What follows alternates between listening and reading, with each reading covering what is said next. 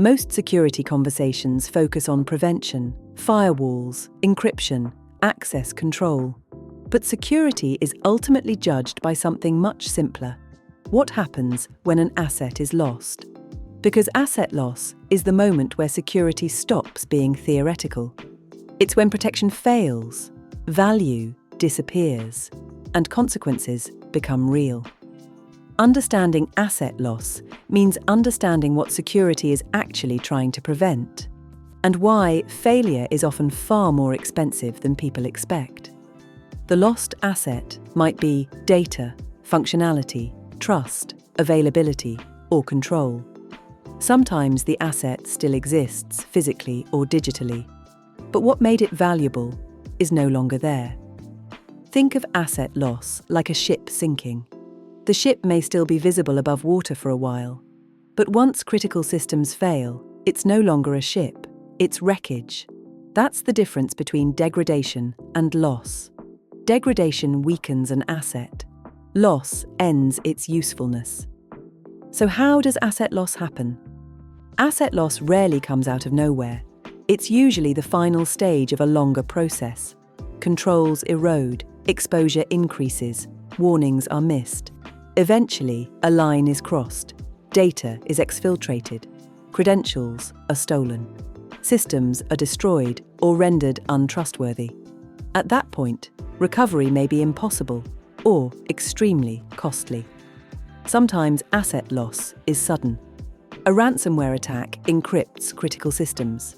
A destructive insider deletes key data. A cloud account is taken over and wiped. Other times, asset loss is slow. Sensitive data leaks over months. Intellectual property is quietly copied. Trust erodes as integrity is questioned.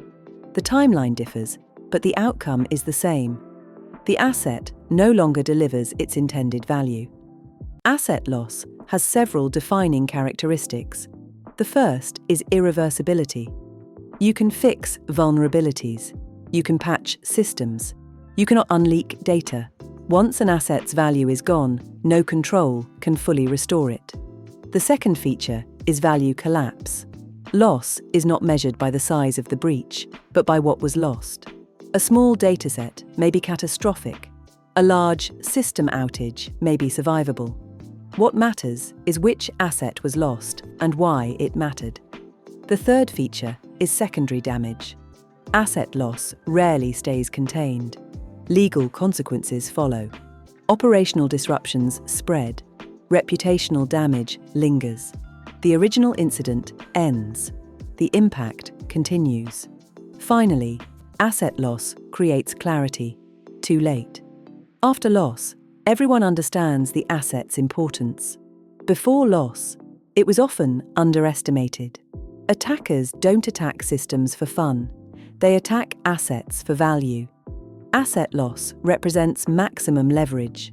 Stolen data can be sold, reused, or weaponized. Destroyed systems can halt operations. Compromised integrity can undermine trust.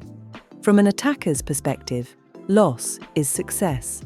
They don't need long-term persistence if they can extract value quickly.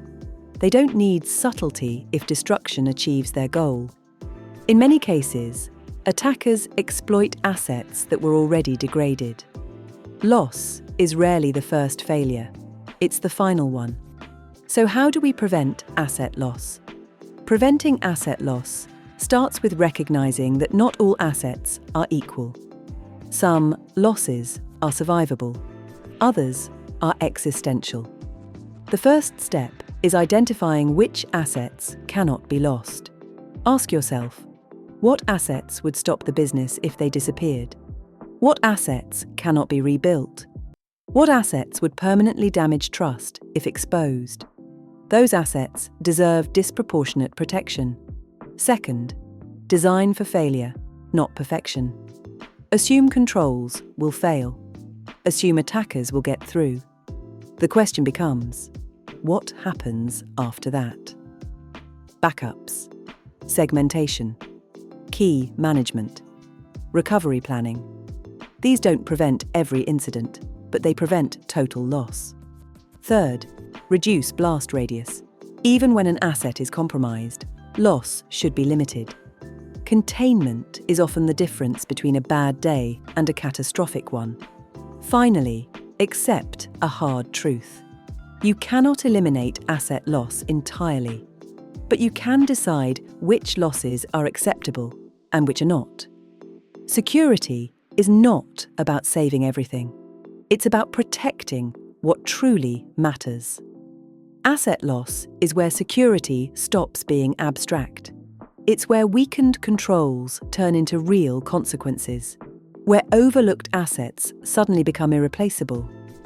Understanding asset loss forces us to confront the true purpose of security, not to prevent every incident, but to ensure that when failure happens, what matters most is still protected.